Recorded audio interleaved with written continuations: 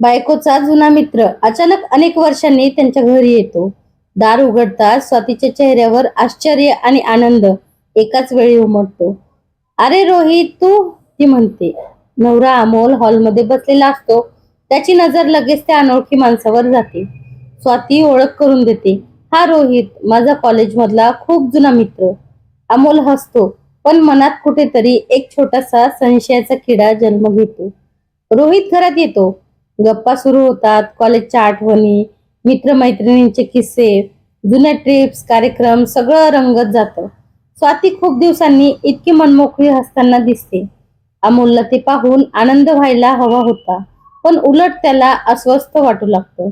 इतक्या आठवणी आहेत म्हणजे नातं किती जवळचं असेल, हा विचार त्याच्या मनात वारंवार येऊ लागतो. रोहित निघून गेल्यानंतर अमोल सहज विचारतो, खूप जवळचा मित्र दिसतोय. स्वाती शांतपणे उत्तर देते, हो, चांगला मित्र होता, पण इतकी वर्ष संपर्कच नव्हता. अमोल काही बोलत नाही. दुसऱ्या दिवशी रोहितचा स्वातीला फोन येतो. तो शहरात नवीन कामासाठी आलेला असतो आणि काही दिवस इथेच राहणार असतो. तेव्हा अमोलच्या मनातील संशय आणखी वाढतो. त्याला वाटतं, इतकी वर्ष संपर्क नाही आणि आता अचानक फोन. काही दिवसांनी रोहित पुन्हा घरी येतो. यावेळी तो काही जुने फोटो घेऊन आलेला असतो. स्वातीने फोटो पाहून भावुक होते. अमोलही फोटो पाहतो, पण त्याची नजर प्रत्येक फोटोमध्ये स्वाती आणि रोहित किती जवळ उभे आहेत यावरच खेळते. त्या रात्री त्याला झोप लागत नाही. तो सतत विचार करत राहतो. दुसऱ्या दिवशी ऑफिसमध्ये त्याचं लक्ष लागत नाही. त्याने मनातच अनेक गोष्टीचे निष्कर्ष काढलेले असतात. काही दिवसांनी स्वाती सांगते की रोहितने त्यांना एका कार्यक्रमासाठी बोलवलं आहे. अमोल नाखुशीने तयार होतो. कार्यक्रमात गेल्यावर त्याला जाणवतं की रोहित सर्वांशी तितकाच मनमोकळेपणाने बोलतो. अनेक जुने मित्र तिथे आलेले असतात, तरीही अमोलच्या मनातील शंका पूर्णपणे जात नाही. एक दिवस अमोल लवकर घरी येतो. घरात रोहित बसलेला असतो आणि स्वाती स्वयंपाक करत असते. दोघं काहीतरी गंभीर बोलत असतात. अमोल आत येताच संभाषण थांबतं. बस एवढंच त्याच्या संशयाला पुरेसं ठरतं. त्याला वाटतं की काहीतरी त्याच्यापासून लपवलं जात आहे. त्या रात्री तो स्वातीशी नीट बोलत नाही. स्वाती कारण विचारते, पण तो टाळतो. दिवसेदिवस त्याचा स्वभाव बदलू लागतो. तो चिडचिड करू लागतो. स्वातीला त्याचं वागणं समजत नाही. अखेर एके दिवशी ती स्पष्ट विचारते, तुला रोहित बद्दल काही संशय आहे का? अमोल काही क्षण शांत राहतो आणि मग मनातलं सगळं बोलून टाकतो. त्याच्या आवाजात रागापेक्षा असुरक्षितता जास्त असते. स्वाती सगळं ऐकते. ती दुखावते पण शांत राहते. ती म्हणते, तू मला इतकी वर्ष ओळखतोस, तरी तुला माझ्यावर विश्वास नाही? अमोलकडे उत्तर नसतं. काही दिवस दोघांमध्ये दुरावा निर्माण होतो. दरम्यान रोहितला हे सगळं कळतं. तो अमोलला भेटायला बोलवतो. अमोल अनिच्छेने जातो. तिथे रोहित त्याला एक जुनी डायरी दाखवतो. त्या डायरीत कॉलेजच्या आठवणी, मित्रांचे फोटो आणि काही नोंदी असतात. त्यात स्वातीबद्दल लिहिलेलं असतं, माझी सर्वात चांगली मैत्रीण, कायम आनंदी राहू. अमोलला आश्चर्य वाटतं. मग रोहित त्याला आणखी एक सत्य सांगतो. कॉलेजमध्ये त्यांचं प्रेम दुसऱ्या एका मुलीवर होतं आणि त्याचं लग्नही तिच्याशी ठरणार होतं. पण एका अपघातात ती गेली. त्यानंतर त्याने आयुष्यात बरंच काही गमावलं. शहर बदललं, मित्रांपासून दूर गेला. आता जुन्या आठवणी शोधताना त्याचा पुन्हा स्वातीशी संपर्क झाला. तुझ्या बायकोबद्दल माझ्या मनात कधीच तसं काही नव्हतं, रोहित शांतपणे म्हणतो.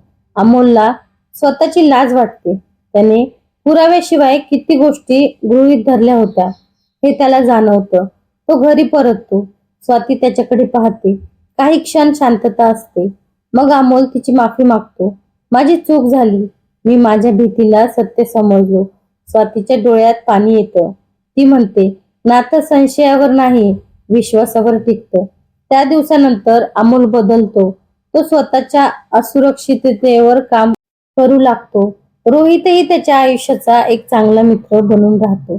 काही महिन्यांनी रोहितच्या आयुष्यातही नवीन व्यक्ती येते. त्याला पुन्हा आनंद मिळतो. एके संध्याकाळी तिघेही एकत्र बसलेले असतात. हसत खेळत गप्पा सुरू असतात तेव्हा अमोलच्या मनात एक विचार येतो. कधी कधी आपण ज्याला धोका समजतो तो प्रत्यक्षात फक्त एक गैरसमज असतो आणि विश्वास हरवला तर नातं तुटतं, पण विश्वास जपला तर नातं अधिक मजबूत होतं. त्या दिवसापासून अमोलने एक गोष्ट कायमची लक्षात ठेवली. संशय डोळ्यांना जे दिसतं त्यावर विश्वास ठेवायला शिकवतो, पण प्रेम मनाला सत्य शोधायला शिकवतो. रोहित आणि अमोल मधला गैरसमज मिटून काही महिने झाले होते. घरात पुन्हा आनंदाचं वातावरण होतं. स्वाती ही आता निस्वार्थ होती, पण आयुष्य नेहमी सरळ रेषेत चालत नाही. एके दिवशी रोहितचा फोन आला. त्याचा आवाज नेहमीपेक्षा गंभीर होता. स्वाती, मला तुझी थोडी मदत हवी आहे, तो म्हणाला. स्वातीने कारण विचारलं, पण त्याने फोनवर काही सांगितलं नाही. दुसऱ्या दिवशी तो भेटायला आला. त्याच्या हातात एक फाईल होती. त्याने ती टेबलावर ठेवली आणि म्हणाला, ही माझ्या जुन्या घराची कागदपत्र आहेत. काही कायदेशीर अडचण आली आहे. अमोलही तिथेच बसला होता. यावेळी मात्र त्याच्या मनात संशय नव्हता. तो शांतपणे सगळं ऐकत होता. रोहितने सांगितलं की त्याच्या वडिलांच्या मालमत्तेवर काही लोकांनी खोटा दावा केला होता. त्यासाठी त्याला जुन्या मित्रांची मदत आणि काही पुरावे लागणार होते. स्वातीने लगेच मदतीचं आश्वासन दिलं. पुढचे काही दिवस तिघेही त्या कामात व्यस्त झाले. जुन्या कागदपत्राचा शोध, सरकारी कार्यालयाच्या फेऱ्या, वकिलाच्या भेटी अशा अनेक गोष्टी सुरू झाल्या. या सगळ्यात अमोलला रोहितचा खरा स्वभाव अधिक जवळून समजू लागला. तो प्रामाणिक होता, मनाने चांगला होता आणि मित्रासाठी काहीही करायला तयार होता. एक दिवस कागदपत्र शोधताना एक जुना लिफाफा सापडला. त्यावर रोहितचं नाव होतं. तो उघडल्यावर आत काही पत्र होती. ती त्याच्या जुन्या प्रेयसीची होती, अनेक वर्षापूर्वी लिहिलेली. रोहित काही क्षण शांत राहिला. त्याच्या डोळ्यात पाणी आलं. स्वाती आणि अमोल दोघेही गप्प बसले. त्या पत्रामध्ये स्वप्न होती, भविष्याचे प्लॅन होते आणि एकत्र आयुष्य जगण्याची आशा होती. पण नियतीने ते सगळं हिरावून घेतलं होतं. त्या रात्री रोहित खूप भावूक झाला. काही जखमा कधीच पूर्ण भरून येत नाहीत, तो म्हणाला. अमोलने त्याच्या खांद्यावर हात ठेवला. आता त्याच्यात खरी मैत्री निर्माण झाली होती. काही आठवड्यांनी कोर्टाचा निकाल रोहितच्या बाजूने लागला. त्याचं घर आणि मालमत्ता वाचली. आनंदाची बातमी घेऊन तो थेट अमोल आणि स्वातीकडे आला. त्या दिवशी छोटस सेलिब्रेशन झालं, पण त्याच वेळी आणखी एक आश्चर्य त्यांच्या समोर आलं. रोहितने सांगितलं की त्याची ओळख एका मुलीशी झाली आहे. तिचं नाव नेहा होतं. ती एका सामाजिक संस्थेत काम करत होती.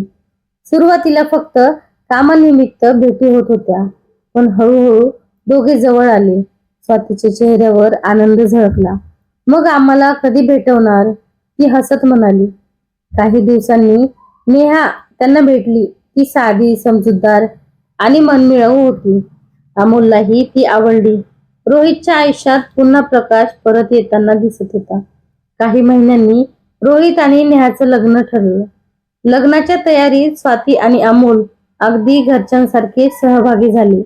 लग्नाच्या दिवशी मंडपात उभा असलेला रोहित खूप आनंदी दिसत होता. फेऱ्या सुरू झाल्या तेव्हा त्याची नजर अमोलकडे गेली. दोघेही हसले. त्या एका हसण्यात अनेक आठवणी होत्या. संशय, गैरसमज, वेदना आणि शेवटी निर्माण झालेला विश्वास.